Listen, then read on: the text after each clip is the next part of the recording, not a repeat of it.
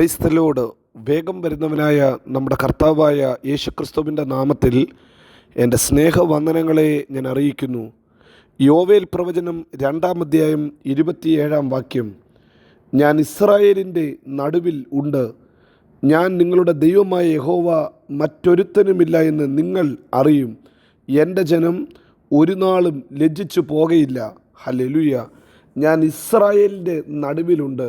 ദൈവം തൻ്റെ ജനത്തോട് പറയുന്ന ഹല്ലേലൂയ ഒരു മെസ്സേജ് ഇതാ, ഞാൻ നിങ്ങളുടെ നടുവിലുണ്ട്.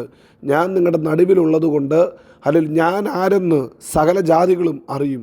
നിങ്ങളുടെ നടുവിൽ വസിക്കുന്ന ദൈവത്തെ സകല ജാതികളും തിരിച്ചറിയും. എന്നിട്ട് പ്രവാചകൻ വിളിച്ചു പറയുന്നു, എൻ്റെ ജനം ഒരു നാളും ലജ്ജിച്ചു പോകത്തില്ല. പ്രിയരെ, കർത്താവ് നമ്മുടെ കൂടെയുണ്ടെങ്കിൽ, കർത്താവ് നമ്മുടെ നടുവിലുണ്ടെങ്കിൽ നാം ഒരു നാളും ലജ്ജിച്ചു പോകാൻ ദൈവം അനുവദിക്കത്തില്ല. തൻ്റെ ജനത്തെ ലജ്ജിക്കുവാൻ ഹല്ലേലൂയ അവൻ ഒരു നാളും അനുവദിക്കാത്ത ദൈവമത്രേ. പലപ്പോഴും ലോകത്തിൽ നമ്മെ ലജ്ജിപ്പിക്കുന്ന, നമ്മെ നാണം കെടുത്തുന്ന പലതും വന്നെന്നിരിക്കാം. എന്നാൽ കർത്താവ് കൂടെയുണ്ടെങ്കിൽ അവൻ നമ്മുടെ നടുവിലെ ലജ്ജ എടുത്തു മാറ്റും. ഹല്ലേലൂയ. നമ്മെ ഒരു നാളും ലജ്ജാപാത്രമായി കർത്താവ് വിടത്തില്ല. ഹല്ലേലൂയ. പ്രിയരെ, ഇന്ന് പകൽക്കാലവും മറ്റാരെക്കാട്ടിലും ഉപരിയായി നമ്മുടെ കൂടെ ദൈവമാണ് നമുക്ക് വേണ്ടത്, കർത്താവാണ് നമുക്ക് വേണ്ടത്. കർത്താവിൻ്റെ സാന്നിധ്യത്തെ വിളിച്ചു വരുത്തുന്ന എല്ലാ ജീവിത സാഹചര്യത്തെയും നാം പ്രോത്സാഹിപ്പിക്കണം. 2-3 പേരെൻ്റെ നാമത്തിൽ എവിടെ കൂടിയാലും ഞാൻ അവരുടെ നടുവിലുണ്ടെന്ന് പറഞ്ഞ ദൈവ സാന്നിധ്യമുള്ളപ്പോൾ ആ ദൈവ സാന്നിധ്യത്തിൽ നാം പോയിരിക്കണം. മഹത്വത്തിൻ്റെ പ്രത്യാശ ക്രിസ്തു നമ്മുടെ ഉള്ളിൽ ഇരിക്കുന്നു എന്ന് തിരുവചനം പറയുമ്പോൾ അത് ഏറ്റുപറഞ്ഞ് അതിന് അനുയോജ്യമായ കാര്യങ്ങൾ ചെയ്യണം. നമ്മുടെ ശരീരം ദൈവത്തിൻ്റെ ആലയമെന്ന് മനസ്സിലാക്കി അതിന് തക്കതായ രീതിയിൽ നമ്മുടെ ജീവിതത്തെ ക്രമപ്പെടുത്തണം. മഹത്വത്തിൻ്റെ ആ ദൈവം, മഹത്വത്തിൻ്റെ പ്രത്യാശ ക്രിസ്തു നമ്മുടെ ഉള്ളിൽ വസിക്കുവാൻ തക്കവണ്ണം നമ്മുടെ ഹൃദയത്തെ കർത്താവിൻ്റെ ആലയമാക്കി നമുക്ക് ഒരുക്കണം. നാം അതിനുവേണ്ടി ഏൽപ്പിച്ചു കൊടുക്കണം. വിശുദ്ധിയുള്ള ദൈവം വിശുദ്ധമായ സ്ഥലത്തെ വസിക്കത്തുള്ളൂ. കർത്താവ് ഇങ്ങനെ പറഞ്ഞു, ഞാൻ എൻ്റെ ജനത്തിൻ്റെ നടുവിൽ വസിക്കാൻ എനിക്കൊരു സമാഗമന കൂടാരം ഉണ്ടാക്കണം.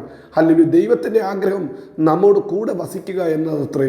വേദപുസ്തകത്തിൽ അതുകൊണ്ട് കർത്താവിനെ വിളിക്കുന്ന പേര് ഇമ്മാനുവേൽ, ദൈവം നമ്മോട് കൂടെയുണ്ട്.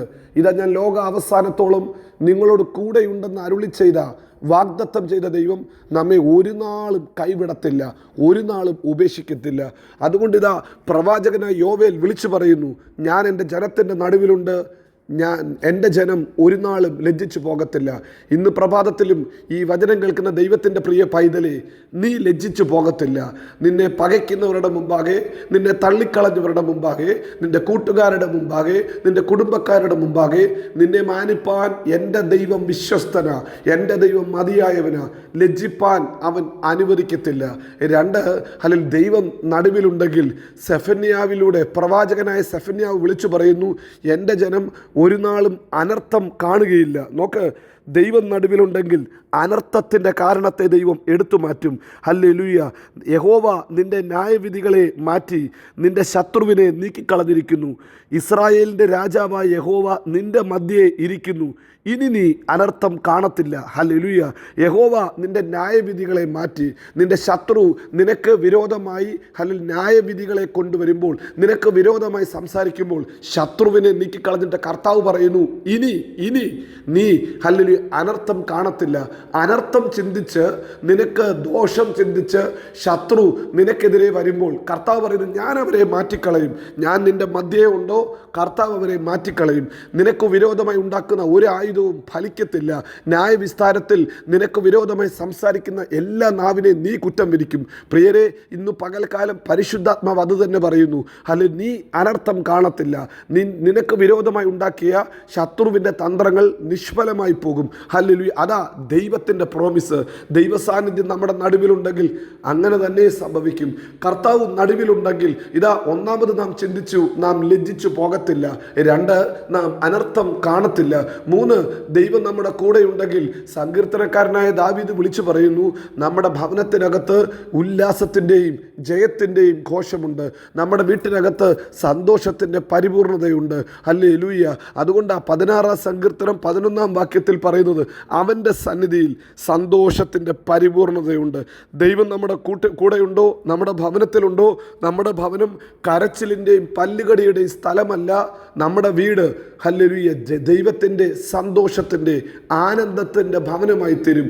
ഹല്ലേലൂയ ഒരു ആനന്ദ ഭവനമായി തരും. അതുകൊണ്ടാണ് ഹല്ലേലൂയ ആ ഇളയ പുത്രൻ മടങ്ങി വന്നപ്പോൾ വീട്ടിൽ കേട്ട ശബ്ദം അവിടെ സെലിബ്രേഷൻ്റെ ഹല്ലേലൂയ അവിടെ ഉത്സവത്തിൻ്റെ ശബ്ദമാണ് കേട്ടത്. പ്രിയരെ, അപ്പൻ്റെ വീട്ടിൽ കരച്ചിലും പല്ലുകടിയുമല്ല ഉള്ളത്. അപ്പൻ്റെ വീട്ടിൽ ആനന്ദമുണ്ട്, സന്തോഷമുണ്ട്. ലോകത്തിൽ ആര് തരുന്നതിലും വലിയ സന്തോഷം, ആനന്ദം കർത്താവിൻ്റെ പക്കലുണ്ട്. ധാന്യവും വീഞ്ഞും വർദ്ധിച്ചപ്പോൾ ഉണ്ടായതിലും അധിക സന്തോഷം ദൈവത്തിൻ്റെ സന്നിധിയിലുണ്ട്. ഇന്ന് പകൽക്കാലം നമുക്കും പ്രാർത്ഥിക്കാം, കർത്താവേ നിൻ്റെ സാന്നിധ്യം ഹല്ലേലൂയ എൻ്റെ കൂടെ വരണം. നിൻ്റെ സാന്നിധ്യമില്ലാതെ എന്നെ എങ്ങും അയക്കരുത്. നല്ല പിതാവേ, ഇന്ന് പകൽക്കാലം ഈ വചനം കേൾക്കുന്ന നിൻ്റെ മക്കളെ അനുഗ്രഹിച്ച് പ്രാർത്ഥിക്കുന്നു. അങ്ങയുടെ സാന്നിധ്യത്താൽ ഇവരെ നിറയ്ക്കണം. അങ്ങയുടെ സാന്നിധ്യത്താൽ ഇവരെ നിറയ്ക്കുമ്പോൾ ഇവരെ ലജ്ജിച്ചു പോകാൻ നീ അനുവദിക്കത്തില്ല.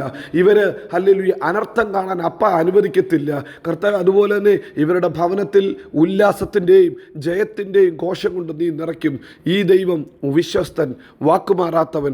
അവൻ നമ്മെ എല്ലായിടത്തും എല്ലായ്പ്പോഴും ക്രിസ്തയേശുവിൽ ജയോത്സവമാക്കി നടത്തും. God bless you. Amin, Amin.